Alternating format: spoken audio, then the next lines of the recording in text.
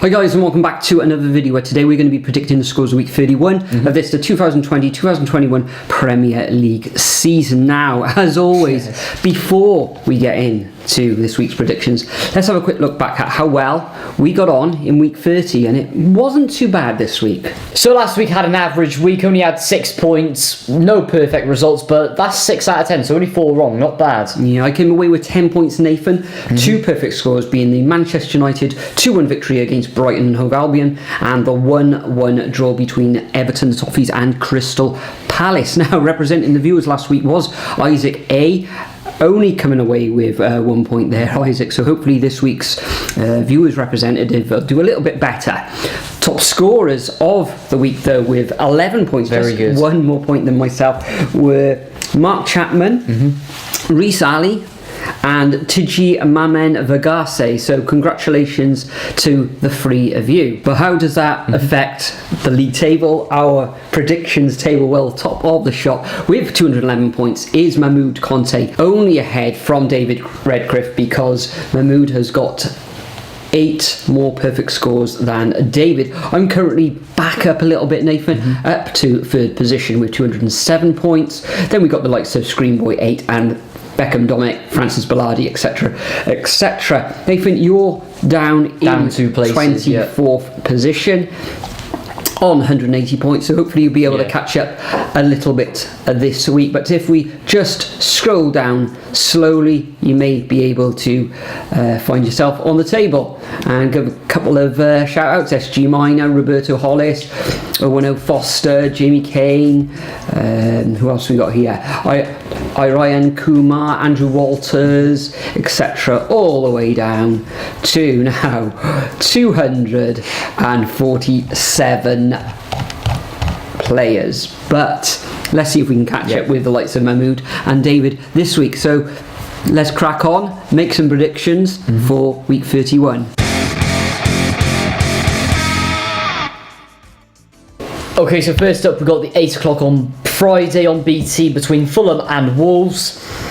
2 teams in very dire form, both of them only winning 1 in 6. Fulham losing the last 3 on the bounce and Wolves losing their last 2 on the bounce, so really not good there.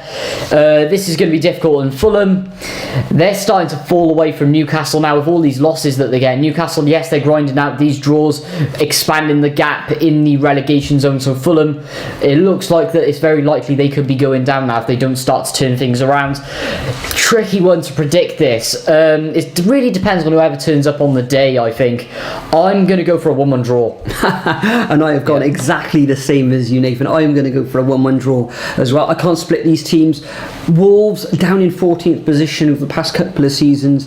They've really, really done well. They haven't really built on that. You would expect them to be in the top 10, but to find themselves in 14th position, maybe the injury to Jimenez is playing a massive part in that, and other players not stepping up to the plate. Fulham at home, fairly strong against most teams, but 1-1 draw for me in this one. Next up, first of the Saturday fixtures at 12:30 Saturday lunchtime on BT Sport. We've got Man City coming up against Leeds United. Now, earlier in the season, this finished 1-1 in the league. It was while Leeds were getting used to the division. Teams were coming to terms with how to play against Leeds. Yeah, the high intensity football in that early part of the season. So, but Manchester City, absolutely stupendous. It's just the 1 defeat in 6. Now, I think it's something like 25 wins out of 26. They came, they only narrowly beat Dortmund with I think it was Phil Foden popped up at the end with a 2-1 victory in Europe on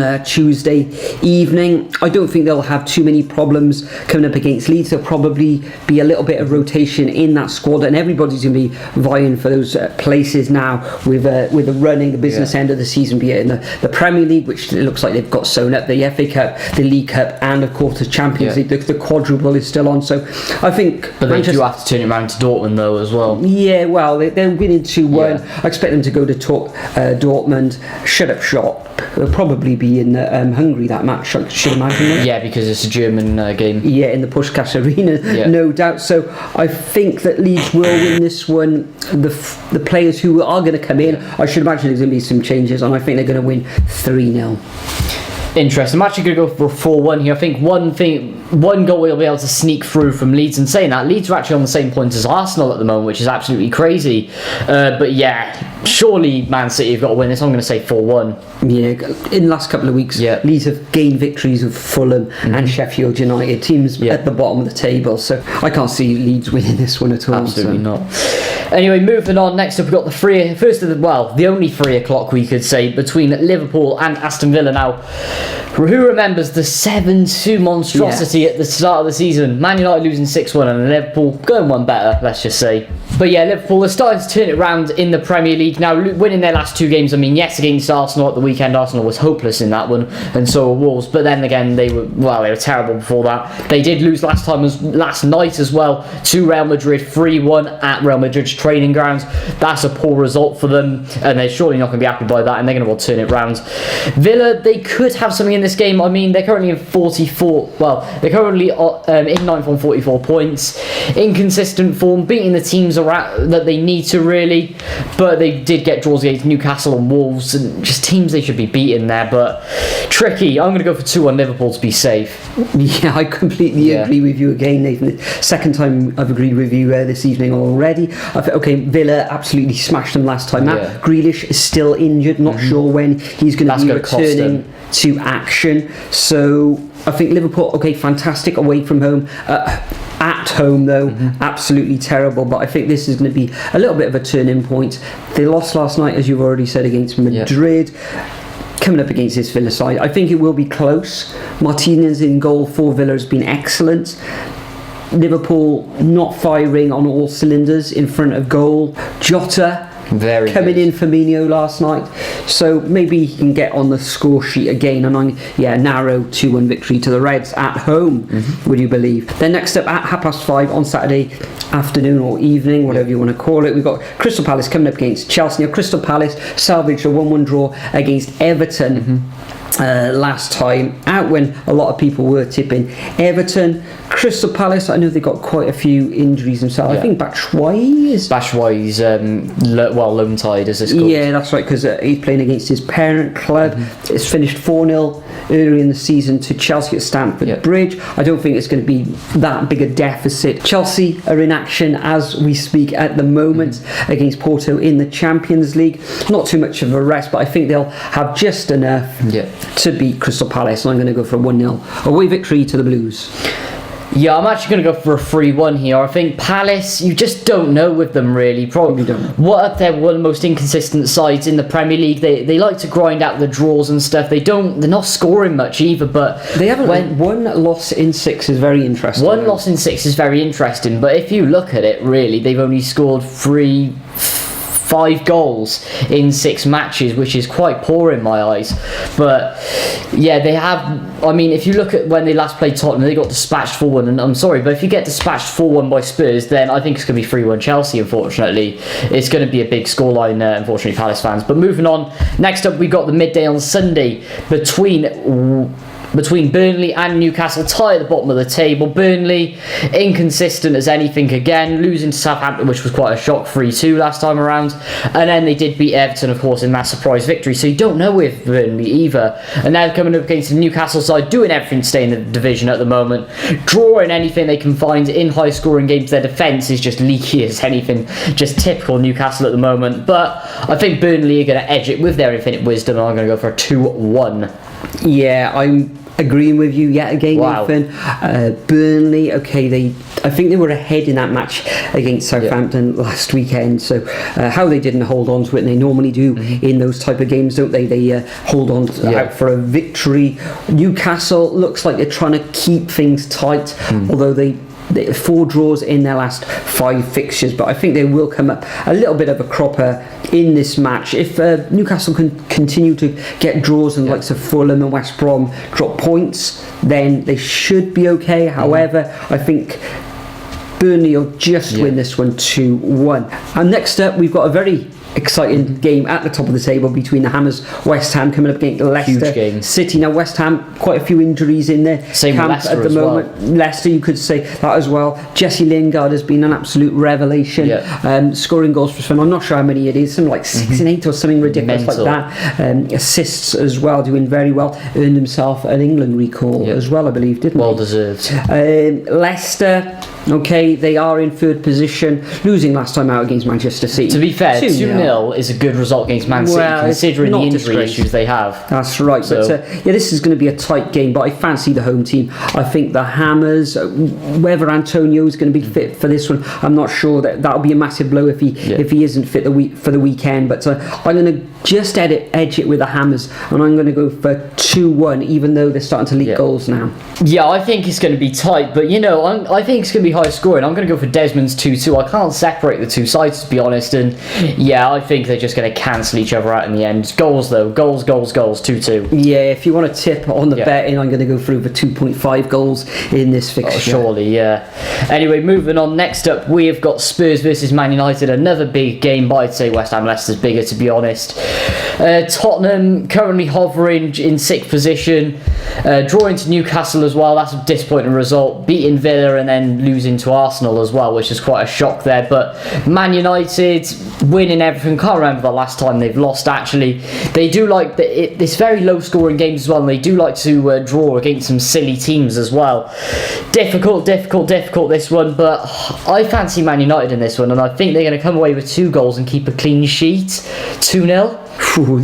Tough one to call, this one. We've got Mourinho coming up against Solskjaer earlier in the season. Of course, Mourinho did a number on his successor there at Man United, and it was at Old Trafford.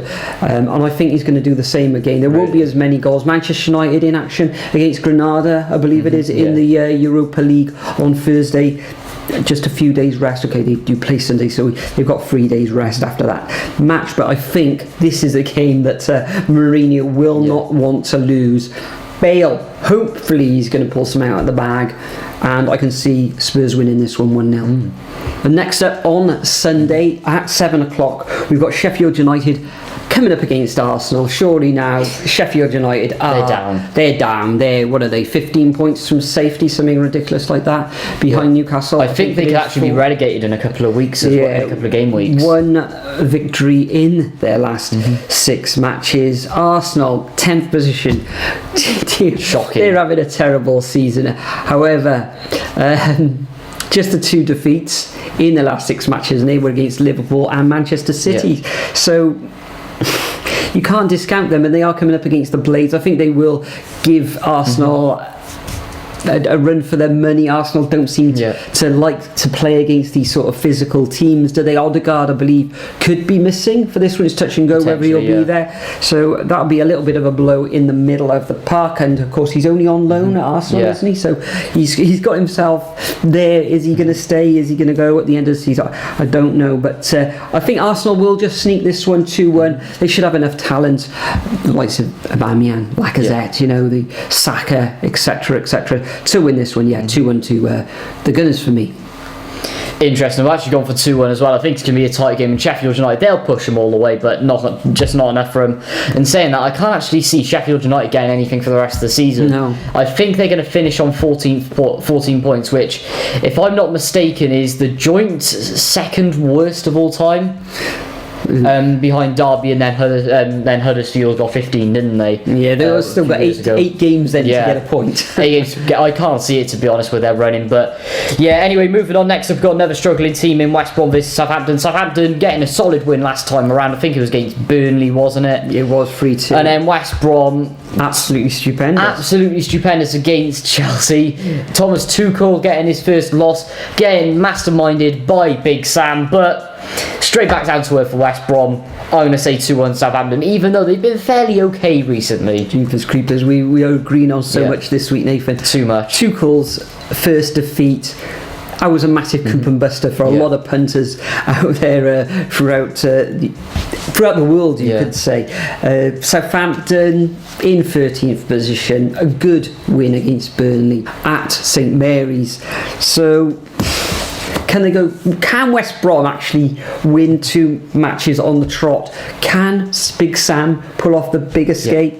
I don't think so. I'm going to go for 2-1 Southampton. And the final match of the weekend, we've got Brighton coming up against Everton. Everton, of course, throwing it away or getting dispatched late on against Crystal Palace last time out. And Brighton currently in 16th position. They lost narrowly against Manchester United, played really well up there at Old Trafford, went ahead, but ultimately they lost that game, and they've done that so many times this season.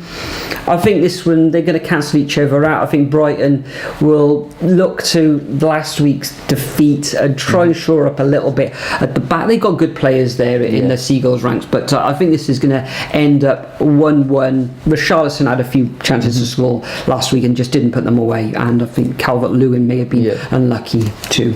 Interesting. I'm going to go for a narrow Everton win in this one. Brighton, you just can't tell with them. Sometimes they'll beat teams around them, but other times they won't, and I just think Everton, they're too strong for them. Brighton, too inconsistent for my eyes. I think they will narrowly stay up though, considering they did dispatch Newcastle, and I said whoever win that one, or whoever will win that one, they would stay up. So I think they will, but just by the skin of their teeth once again. 1-0 Everton. Fantastic. So that concludes our predictions for week 31 of this, the 2020-2021 Premier League season. As usual, I'm going to leave a template of these fixtures in the description if you'd like to continue to play along at home, or if you're new around here, then make sure you copy and paste those fixtures into a comment and make your predictions. And like the likes of Mark Chapman, Reece Ali and Tiji Mamen Vagar say, you could get a shout out in the next video on Friday evening early. I'm going to be drawing at somebody at random. Maybe I'll make a little shorts video again of that being picked. So good luck to anybody who gets picked this week. But before we move on, Nathan, what's your nap of the week, as we haven't done this for a couple of weeks now? Difficult. As you know, I never pick the obvious one. Burnley Newcastle. I'm going to go for the Saints in a away victory against West Brom. I can't see West Brom putting back-to-back victories together. So Nathan, before we let everybody go, tell us about your live streams. What's going on this week? Right, this weekend, Cardiff City versus Blackburn Rovers. Make sure you're there, guys. 3 o'clock start Saturday. Subscribe to my channel, link in description below. And will we see any memes happening? Who knows? Hopefully not this time. Fantastic. Anything else before we go? No, that's it. No, brilliant. Thanks everyone for watching yet again. If you are new around here, remember to subscribe, hit that notification bell so you don't miss an upload. And we'll bid you farewell, and we'll see you all in the next video.